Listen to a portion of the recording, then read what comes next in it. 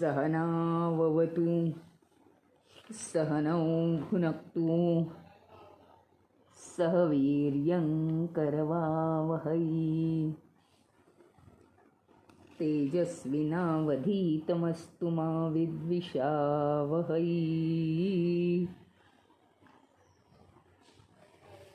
ओम शांति शांति शांति। हरि ओम। श्री गुरुभ्यो नमः।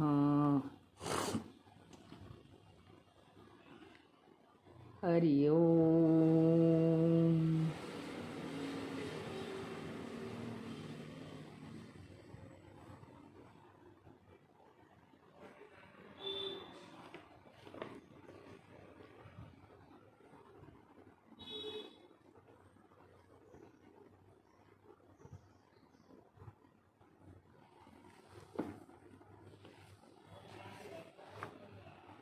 आज स्टडी ग्रुप आहे, मंगळवार भक्तिसुधा या विषयावरती आपण अभ्यास करतो आहोत. भक्तीबद्दल सगळ्या गोष्टी कशा कशाला भक्ती म्हणतात हे सगळं आता 13 श्लोकांपर्यंत ऐकून या भक्तीचं फळ काय असतं, नेमकं या भक्तीचं फळ काय आहे. कर्मयोगफलं शुद्धिः मनसः सर्वसम्मतं चित्तवृत्तेर्निरोधस्तु फलं योगस्य वर्णितम्. सर्वसम्मतम म्हणजे सगळ्यांनी मानलेलं. मनसः बुद्धी, मनसः शुद्धी, मनाची शुद्धता. कर्मयोग फलम, कर्मयोगाचं फळ हे सगळं वर्णन केलेलं आहे. योगस्य फलम, योगाचं फळ. चित्तवृत्ते निरोधा, वृत्तीशून्य अवस्था. म्हणजे हे सर्व संमत आहे की कर्मयोगाचं फळ मनशुद्धी आहे. कर्मयोग केला, सतत सतत सतत कामात राहिलं, कधी वेळ निघून गेला कळलं नाही आणि चांगले वाईट विचार करायलाच वेळ मिळाला नाही आपल्याला दिवसभरात. आपण खूप आनंदी राहतो, कर्म केल्याने आपला कॉन्फिडन्स वाढतो आणि इतर कुणाबद्दलच कसलाच वाईट विचार आला नाही म्हणून आपलं जीवनही सुधारतं, मन शुद्ध राहतं. आणि योगाचं फळ काय? चित्तवृत्ती निरोध. कर्मयोग काय सांगतो आपल्याला? मनशुद्धी होते. आणि योगाचं फळ काय? चित्तवृत्ती निरोध. याचा अर्थ काहीही डोक्यात आलं, चालले त्याच्यात रमायला. म्हणजे ते आपल्याला आवश्यक असेल तर बरोबर आहे, पण ज्याचा आपल्या जीवनाशी काडी मात्र संबंध नाही त्याच्यात रमायचं, प्रत्येक गोष्टीत असं रमायचं. म्हणजे मग काय होईल? मग आपण आपल्या मार्गावर राहू का? आणि मग कसं साधणार सगळं? मन शुद्ध करायला तरी वेळ मिळाला पाहिजे. आणि चित्तवृत्ती निरोध याचा अर्थ आपल्या वृत्ती, आपल्या चित्तामध्ये ज्या वृत्ती उठतात, काहीतरी पाहिलं की लगेच मलाही तसंच पाहिजे, मीही आता हे करणार.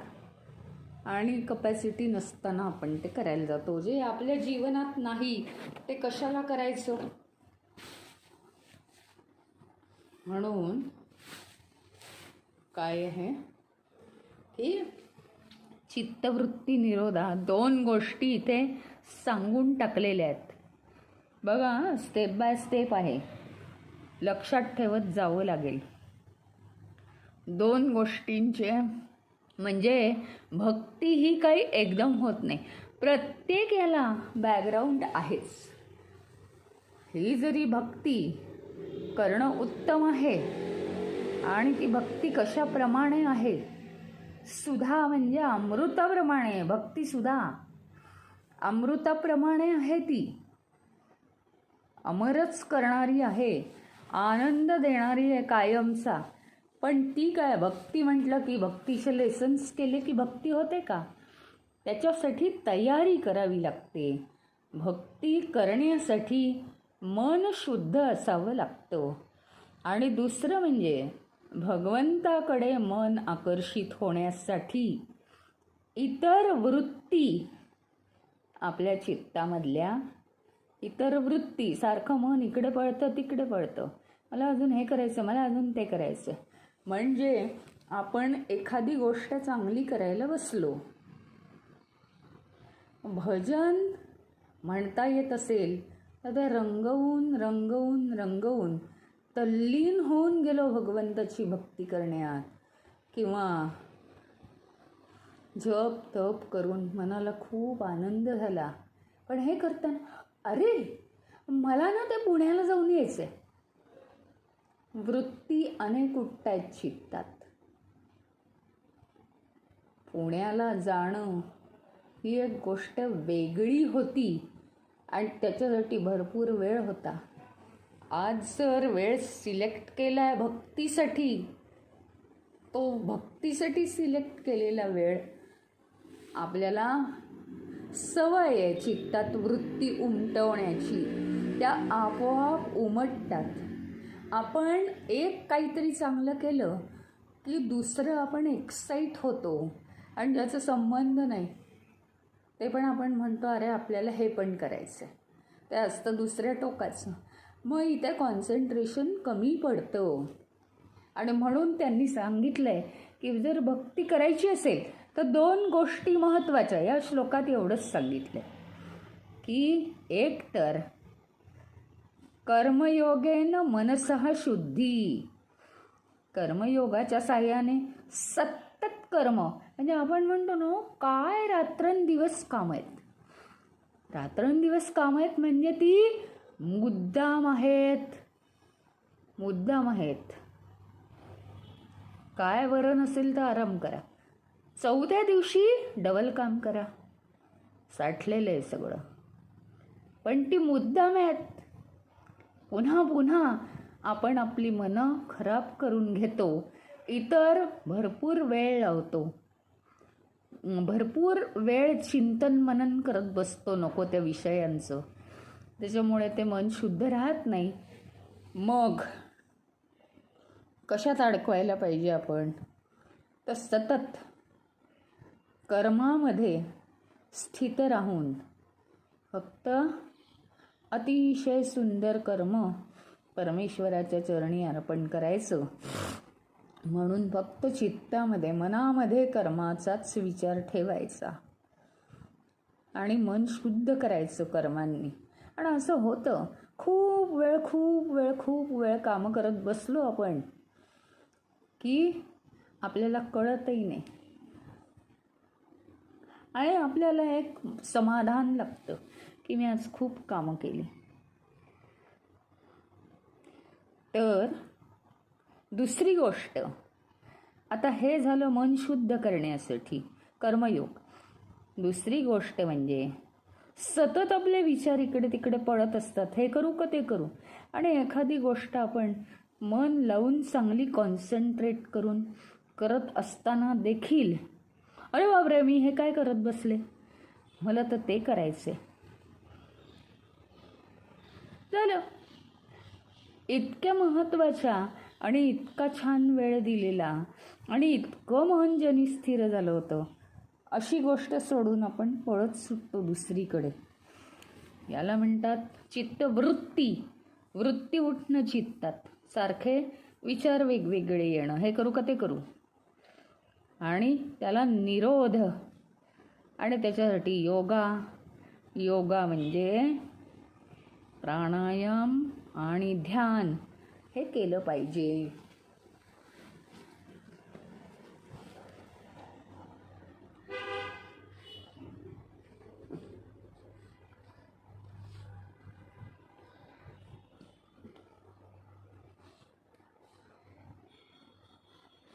सगळं राग द्वेष,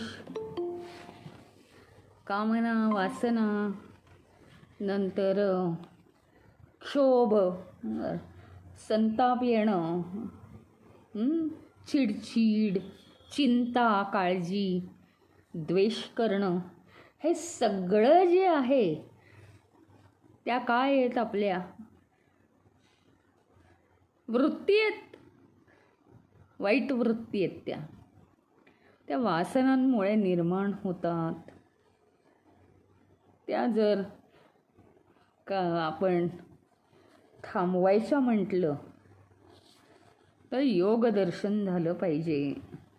योग चित्तवृत्ती निरोध हा.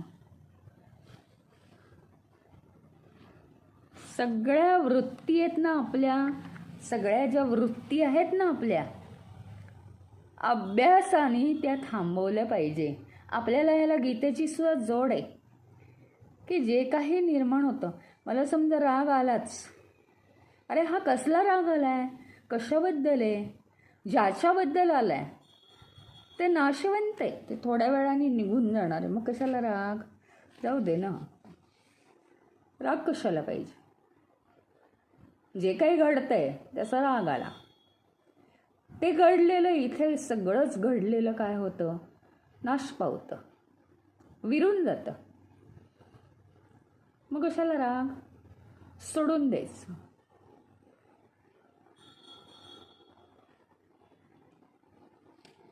आज एखाद्याने फसवलं, 5 रुपये कमी दिले, 5 रुपये कमी दिले, पहा ना कशा ह्याचे लोक असतात, वृत्तीचे किती वाईट लोक. काय मिळालं त्याला 5 रुपये? काही जरूर नाही. माझ्या मनात बेचैनी सुरू होते, मला 5 रुपये कमी मिळाले कारण मी व्यवहारात ढ आहे असं स्वतःला सांगायचं. उद्यापासून मी व्यवस्थित पाहून घेईन. 5 रुपये मला कमवायला कठीण आहेत का? मग का इतकं त्याच्यासाठी? आणि दुसऱ्याला दोष का देत बसायचा? या सगळ्या छोट्या मोठ्या गोष्टींमुळे चित्तामध्ये वृत्ती उठतात, चिडचिड, द्वेष, राग, काळजी. आणि त्याच्यामुळे चित्तच काय, पण आपलं तब्येतसुद्धा खराब होते. म्हणून फक्त विश्व कसं आहे हे आपण बारकाईने ऑब्झर्व करायचं असतं. विश्व कसं आहे, बस एवढंच आपण ऑब्झर्व करायचं असतं. आपण त्यावर काहीही बोलायचं नसतं. बस. म्हणजे आपल्या चित्तातल्या वृत्ती या कमी होऊन जातात.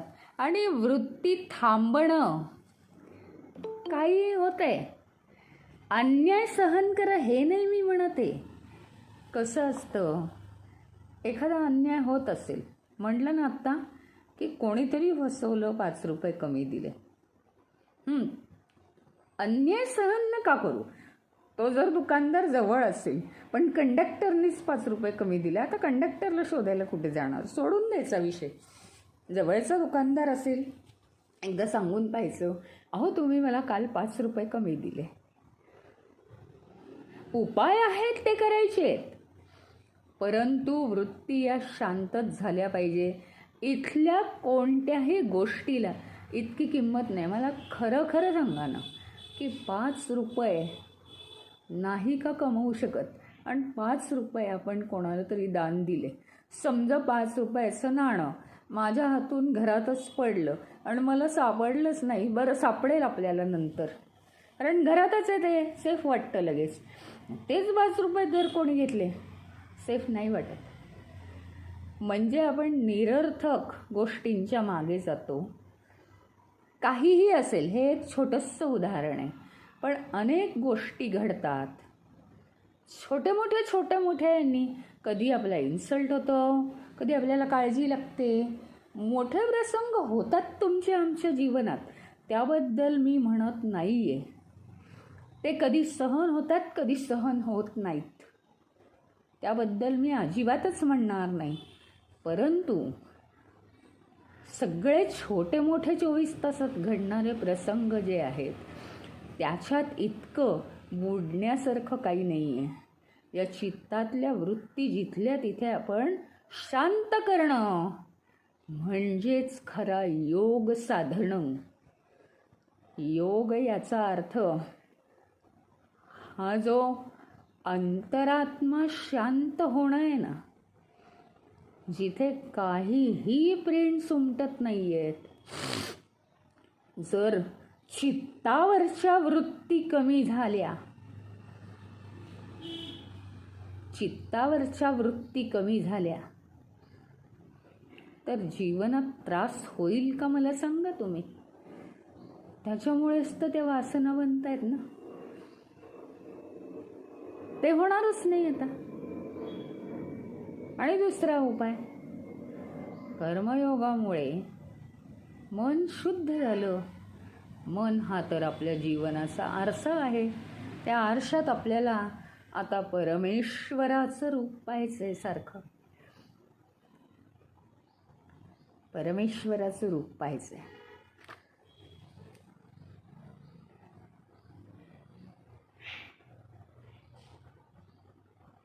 वृत्ती परिवर्तन आपलं करायचं आहे ना आपल्याला. म्हणजे चित्तातल्या वृत्ती आपल्याला शांत करायच्या आहेत. तर ते कसं कसं करावं याचं स्टेप बाय स्टेप इथे वर्णन दिलेलं आहे. पहिलं म्हणजे प्रमाण काय, कोणतं प्रमाण ठेवायचं, कोणतं सूत्र वापरायचं वृत्ती कमी करण्यासाठी. ज्ञान प्रामाण्याने केलेलं, प्राप्त केलेलं ज्ञान. ह्याचा अर्थ तुम्ही ज्ञान मिळवा. वृत्ती कशा कशा कमी करायच्या. गीतेत किती प्रकार दिलेले आहेत. भूतकाळ विसरा. भूतकाळ हा 2 मिनिटापूर्वी घडलेली गोष्टीचं सुद्धा भूतकाळ होतो. सगळं सारखं विसरायचं. पहिलं सगळं विसरायचं. आपली दुनिया आत्ताच्याच क्षणाची पाहिजे. आनंदी आनंदच आहे, हो की नाही. अशा रीतीने ज्ञान मिळवा. गुरुकडून मिळवा, ग्रंथांमधून मिळवा, सत्संगातून मिळवा आणि श्रोता बनून मिळवा. पुढे काय, त्याचा उपयोग कसा करणार. असत जे आहे, असत म्हणजे सत्यापेक्षा वेगळं सगळंच, ते आभासात्मक आहे. सगळं आभासात्मक म्हणजे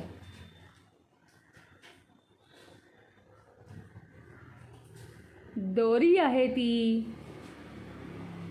साप जो दिसतो आहे तो दोरीमुळे दिसतोय. हो, दोरी उचला म्हणजे साप दिसणार नाही.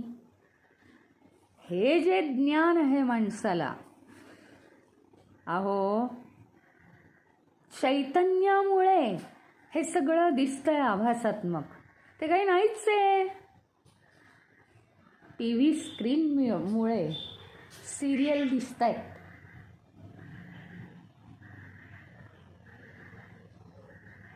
TV स्क्रीनमुळे सिरियल दिसत आहेत.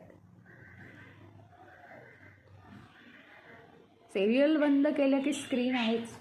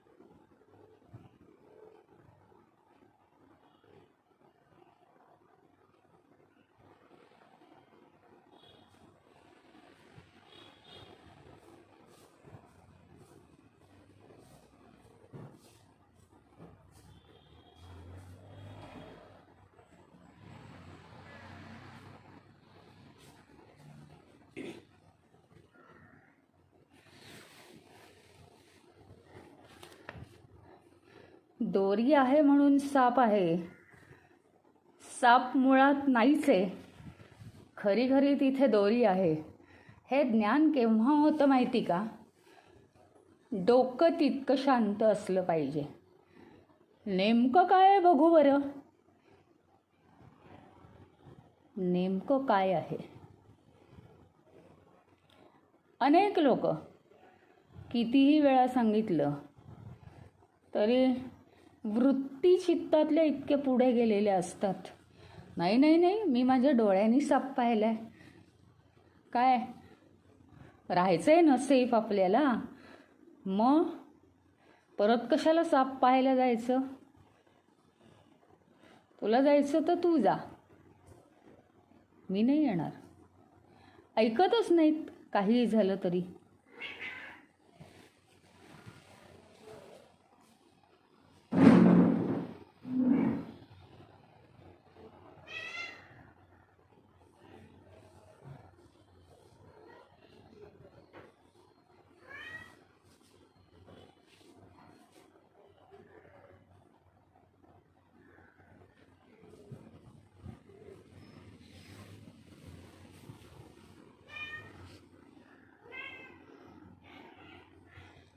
परंतु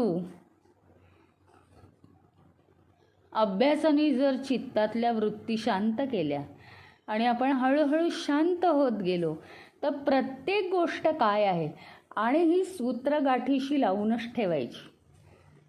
फक्त एक म्हणजे एकच, संपूर्ण विश्वाचं अधिष्ठान आहे ते आत्मतत्व आहे. बाकी सगळं आभासी आहे. ते कमी जास्त वेळाने नाश पावणार आहे. त्यामुळे त्याला आपल्या जीवनात काही गोष्टींना महत्त्व असेल तर ते दिलं, पण त्यांनी तब्येत बिघडायची गरज नाही. कसं होईल, काय होईल? या पंचमहाभूतात्मक गोष्टींना, पंचमहाभूतात्मक गोष्टी म्हणजे खूप छोट्या छोट्या विचारांपासून ते मोठ्या मोठ्या विचारांपर्यंत किंवा अनेक प्रसंगांपर्यंत आपण खूप वाहत जातो आणि खूप विचार करतो. मन भगवंतानी दिले ते केवळ आरशासारखं स्वच्छ ठेवून आपण गीतेच्या एका अध्यायात ऐकल्याप्रमाणे त्याची मनामध्ये आपण भगवंताचं प्रतिबिंब हळूहळू स्पष्ट आणि मोठं करत जावं. दुसरं या मनामध्ये मी काहीही ठेवणार नाही. मन हे भगवंताचं मंदिर आहे, बस.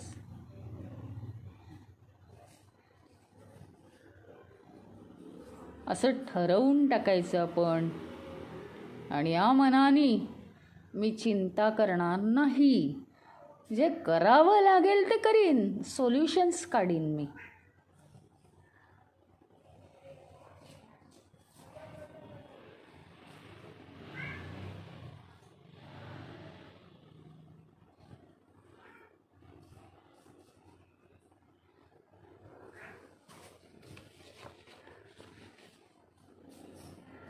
पुढे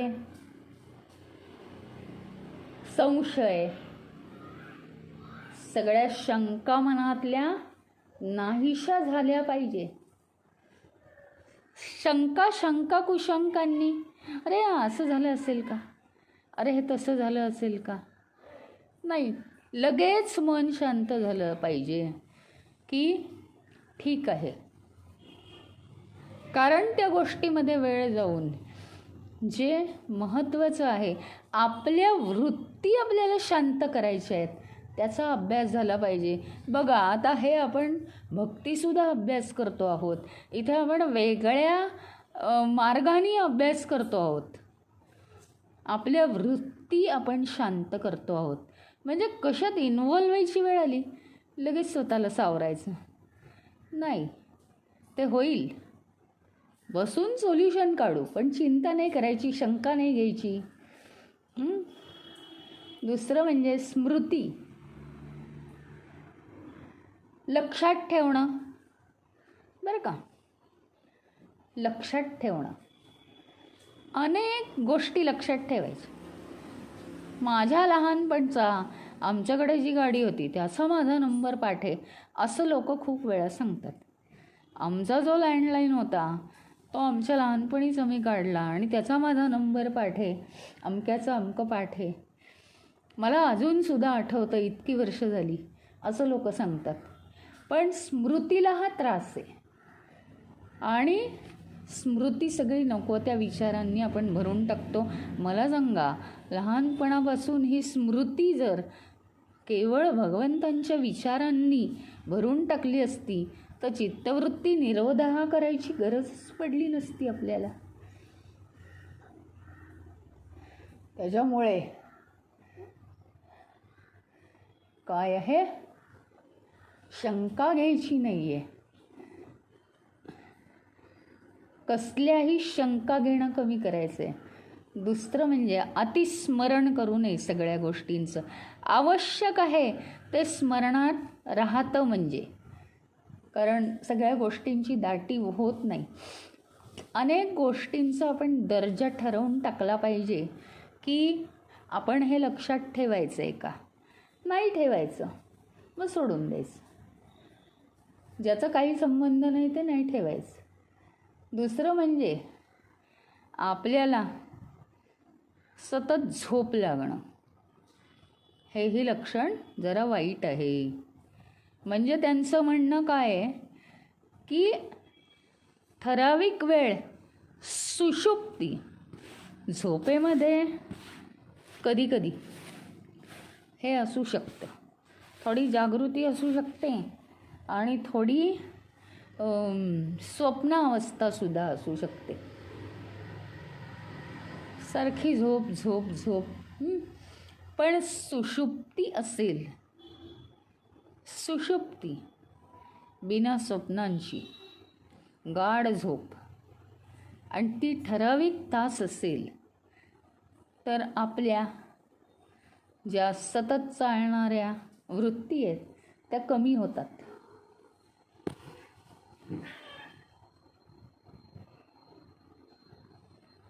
असं हे भक्तीचं फळ सांगितलेलं आहे.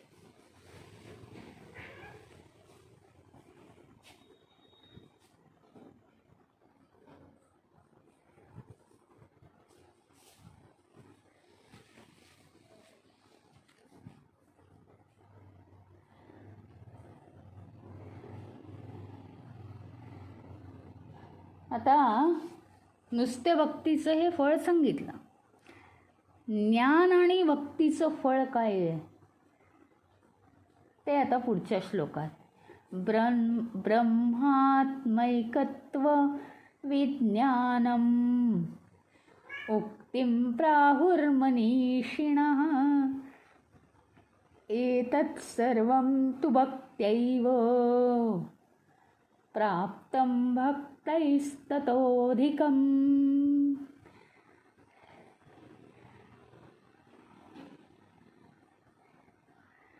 म्हणजे मनीषिणः प्राहुः, मनीषिणः महान चिंतक विद्वान, प्राहुः म्हणजे म्हणतात, मुक्तिम प्राप्ती, मोक्षाची प्राप्ती,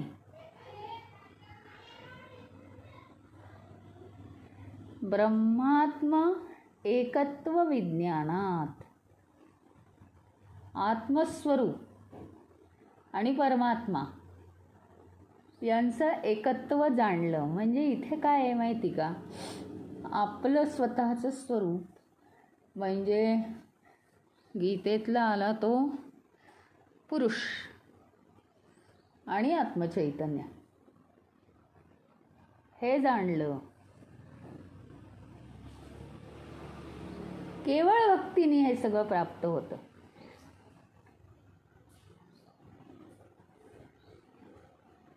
महान तत्वचिंतक काय सांगतात किंवा ऋषीमुनी काय सांगतात,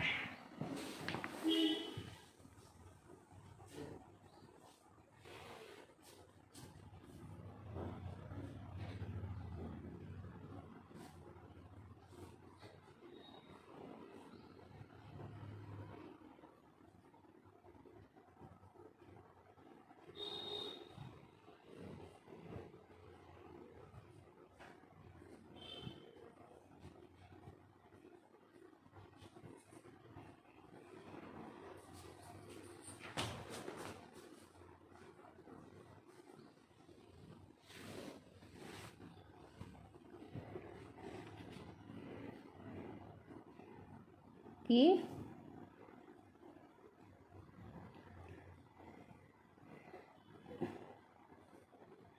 ब्रह्मात्मैक यांचं ब्रह्माचं आणि आत्म्याचं एकत्व जर जाणलं तर मुक्ती प्राप्त होते. पण भक्ती करून जे भक्त परमेश्वराला प्राप्त करतात ते जास्त काही मिळवतात.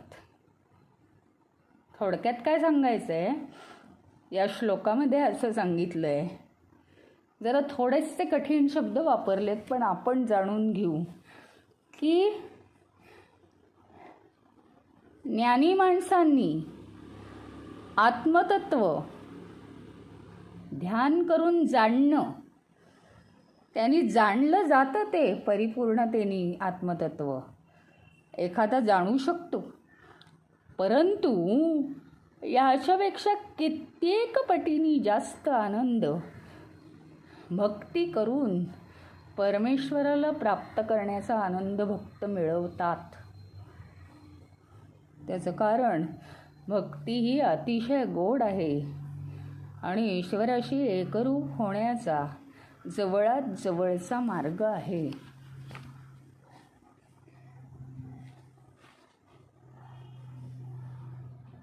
ज्ञानमार्गाचं फळ काय आहे? मुक्ती आहे, मोक्ष आहे. केला मोक्ष, म्हणजे या विश्वातून सुटलो. पण वृक्षमार्ग आहे ना तो. आणि हा भक्तिमार्ग म्हणजे प्रेममार्ग आहे. प्रेममार्ग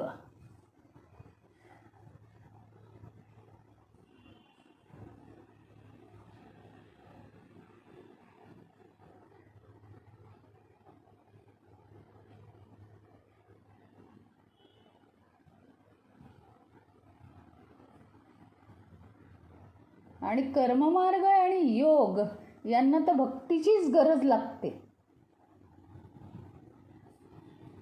अगदी अतिशय प्रेमाने कर्म करतो आपण, त्यावेळी ती भगवंतांना अतिशय आवडतात.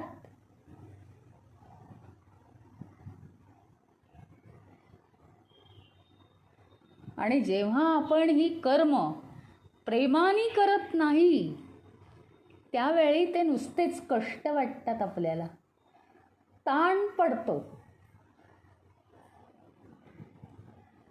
आणि मनःशुद्धी सुद्धा होत नाही. नुसती चिडचिड चिडचिड, त्रास.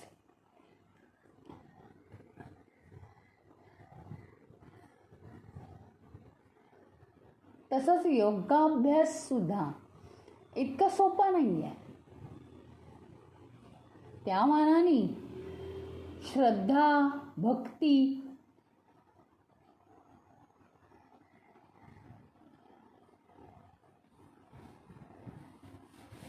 काय म्हटलंय गीतेत? भक्त्या माम अभिजानाती. भक्त हे केवळ भक्तीनेच मला लवकरात लवकर जाणू शकतात. श्रद्धावान लभते ज्ञानम. आणि भक्तीनी, श्रद्धेनी एखाद्याला ज्ञान लवकर प्राप्त होतं.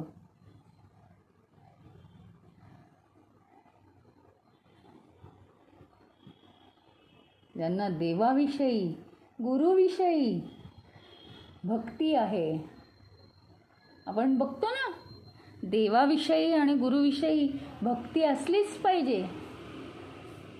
त्यांना अजून काय करायला हवं आहे? काहीच नको आहे, परिपूर्णता आहे जीवनाला. आपोआप या भक्तीने मन शुद्ध होत राहतं. काहीच करावं लागत नाही. आणि ह्याच्या व्यतिरिक्त अजून भक्ताला असं काहीतरी मिळतं की जे इतर मार्गाने भगवंताप्रत जाणाऱ्यांना मिळत नाही. काय मिळतं ते आता 16व्या श्लोकात सांगितलं आहे. भावानंदोऽनुभूयेत भक्तैर्यः रसात्मकः योगिभिर्नोपलभ्येत सख्यदास्यादि रूपकः.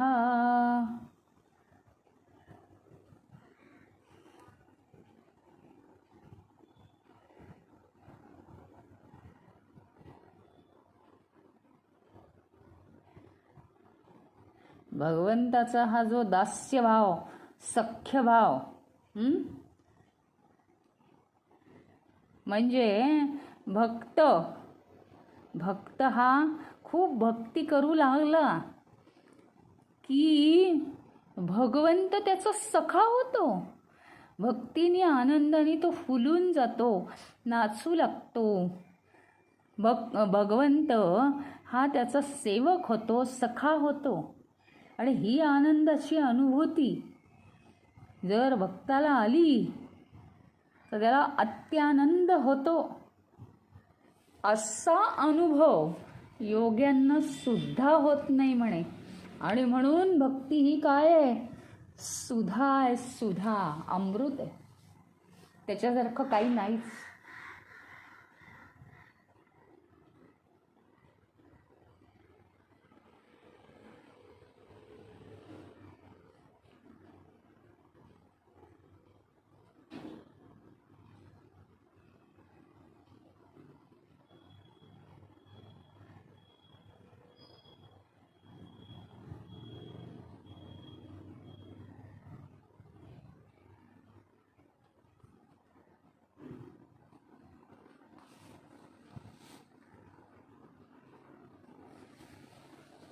याच्यासाठी कायमच एक उदाहरण दिलं जातं.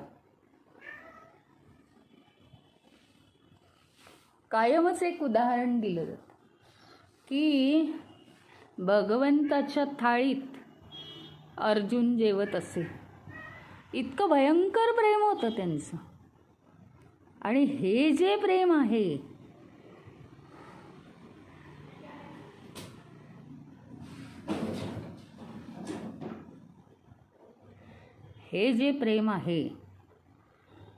हे कुणालाच मिळणार नाहीये.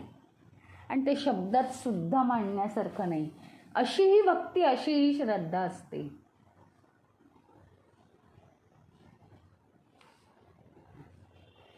संत सुरदासांनी अनेक रचना केल्या आहेत. त्याच्यात ते काय म्हणतात? श्रीकृष्णांना झोपवताना जो आनंद, माहिती आहे ना, यशोदेकडे होते भगवंत आणि भरपूर आनंद देत होते वेगवेगळ्या खोड्या करून. तर ते भगवंत म्हणजे आपलं बाळ आहे, सगळं ती विसरून जायची. भगवंत आहे हे सुद्धा विसरून जायची. आणि इतका आनंद व्हायचा झोपवताना. किती आपलं बाळ गोड आहे, भयंकर आनंद व्हायचा. एवढं हे विश्वरूप असलेलं भगवंताचं रूप तिच्या हातात झोपवायला बाळ म्हणून होतं. त्याच्यामुळे तो आनंद व्हायचा. विश्वरूपाला झोपवायचं, त्याच्यामुळे तो आनंद व्हायचा तिला. कारण त्याचे ते गुण आहेत, चैतन्य तत्वाचे ते गुण आहेत. आणि म्हणून तिला आनंद होत असे. आणि हा आनंद देवदेवतांनाही मिळाला नाही, मोठ्या मोठ्या योग्यांनाही नाही. पराभक्ती आहे.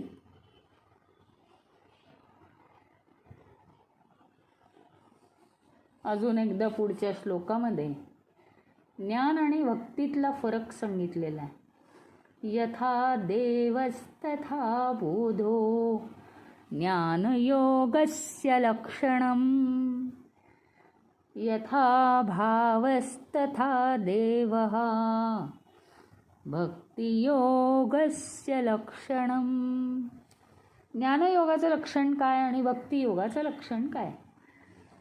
यथा देवः तथा बोधः. जसा ईश्वर तसं ज्ञान.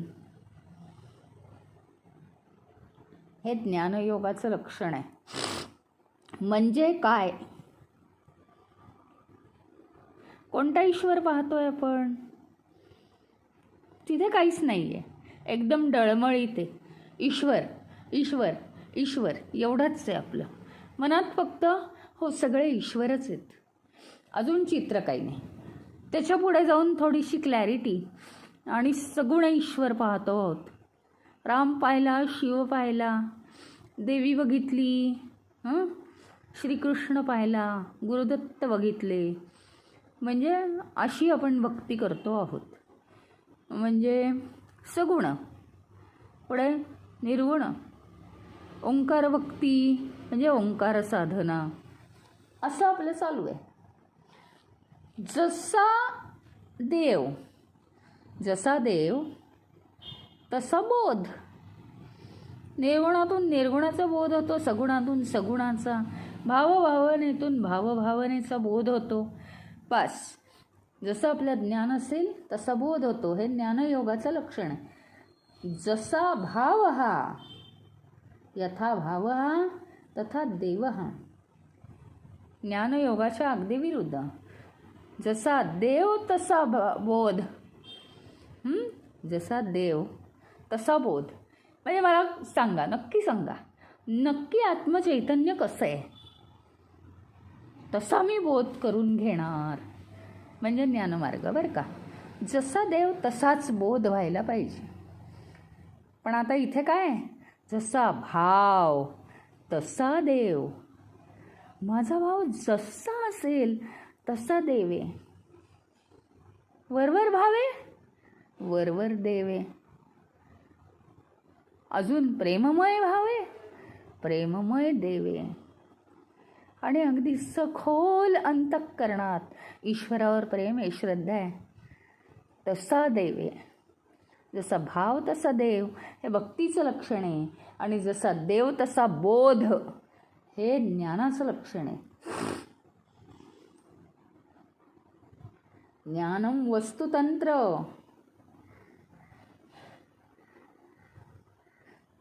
वस्तू जशी आहे तसं त्याचं ज्ञान आहे.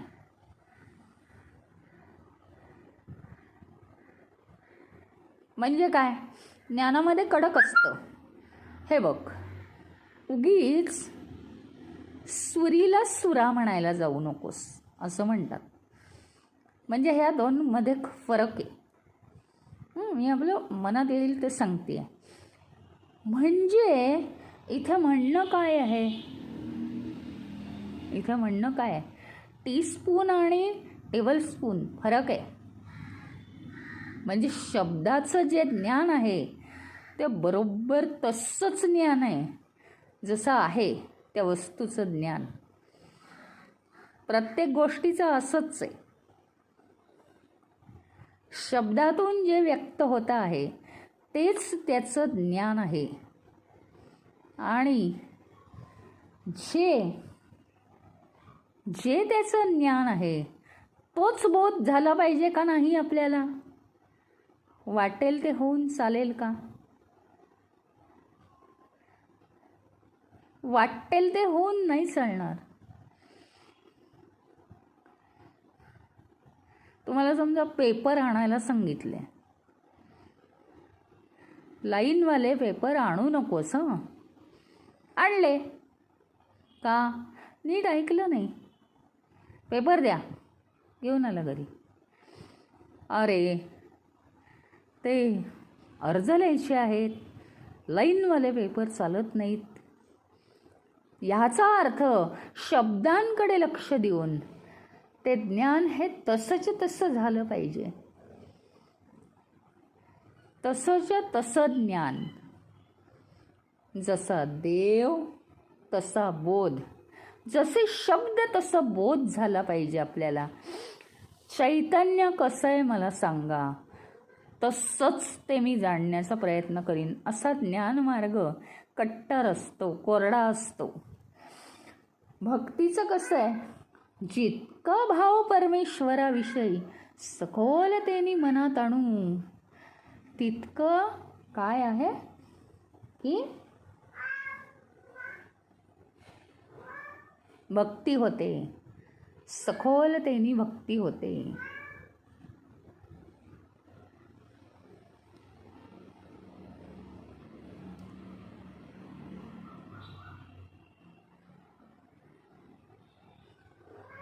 आणि हे ज्ञान काय करतं आपल्याला?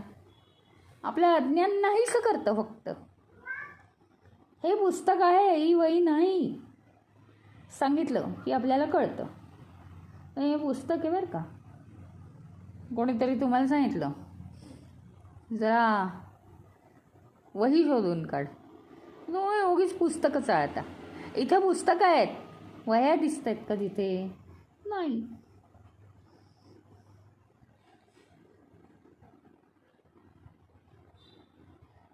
जसा परमेश्वर आहे तसाच्या तसा तो पाहावा लागतो ज्ञानमार्गामध्ये.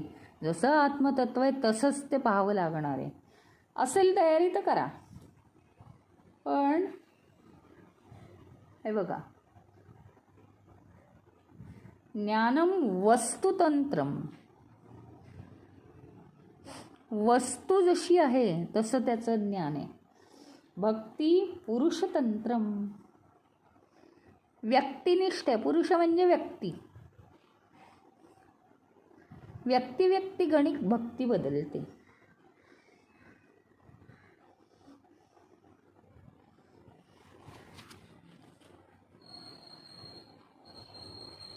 भक्ती काय करते? ज्ञान तसं काही निर्माण करत नाही, फक्त ज्ञान अज्ञान नाहीसं करतं आणि बरोबर जसं सांगितलं आहे त्या मार्गाने जातं. पण ते कोरडं असतं, ते तसं मिळवतं. कोणी अगदी दृढ निश्चयी असला तरच. हां, पण भक्ती काय करते? भावाची निर्मिती करते. आपल्या मनामध्ये ईश्वराविषयीच्या भावाची निर्मिती करते भक्ती. जसा जसा आपला ईश्वराविषयीचा भाव असेल,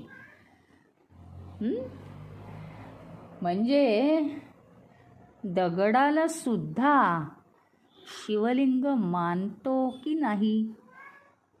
तिथे केवळ शिवशंभो दिसतो आम्हाला. डोकं टेकवतो, किंचितही भाव येत नाही की हा तर दगड आहे, कधीच आला नाही आहे अजून. आठवा तुम्ही, ते शिवलिंगच दिसतं आपल्याला. स्वप्नात सुद्धा ते शिवलिंगच दिसेल, कारण तीच आमची संस्कृती आहे. भक्ती ही भक्ताची श्रद्धाभाव खूप वाढवते, खूप वाढवते आणि त्याचं मन शुद्ध करून टाकते. पण ज्ञानमार्गामध्ये आपण मागे पुढे होऊ शकतो, किंवा एखाद्या गोष्टीचं सक्सेस मिळू लागला की आपण अहंकारी सुद्धा होतो. आणि भक्तीमध्ये भगवंताशी अतिशय एकरूप, प्रत्येक भावना एकरूप होऊन जातात. भक्ताचा हळुवारपणा भगवंताला अतिशय आवडतो. म्हणजे आत्मतत्व हा जरी विषय म्हटलात तुम्ही तरी काय आहे माहिती का? हे सगळ्या विश्वामध्ये प्रेमच प्रेम भरलेलं आहे. प्रेमच प्रेम भरलेलं आहे. ते प्रेमावरच जग चाललेलं आहे. त्याच्यामुळे आपल्याला भक्ती ही श्रेष्ठ आहे या कन्क्ल्युजनला यावं लागेल. भक्ती हीच आपली श्रद्धा दृढ करते आणि आपल्याला कशाचीच गरज लागत नाही. यो यो याम याम तनुं भक्तः श्रद्धयार्चितुमिच्छति, भगवद्गीता. तस्य तस्याचलां श्रद्धा तमेव विददाम्यहम्. जसा भक्तांचा भाव असतो तसं भगवंत प्रकट होतात त्यांच्या समोर.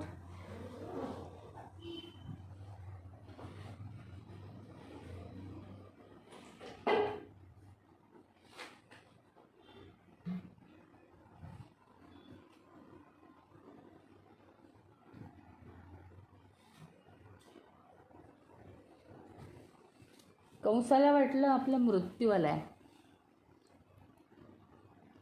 जेव्हा भगवंत आले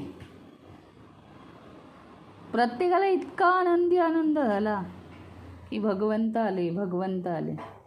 आणि कंसाला काय वाटलं, आपला मृत्यू आता जवळ आलाय.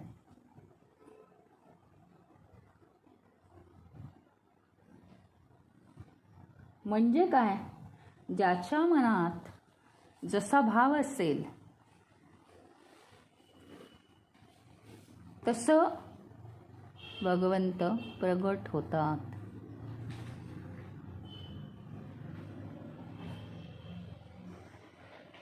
अजून थोडंसं याच श्लोकाबद्दल पुढच्या वेळेस पाहावं लागेल.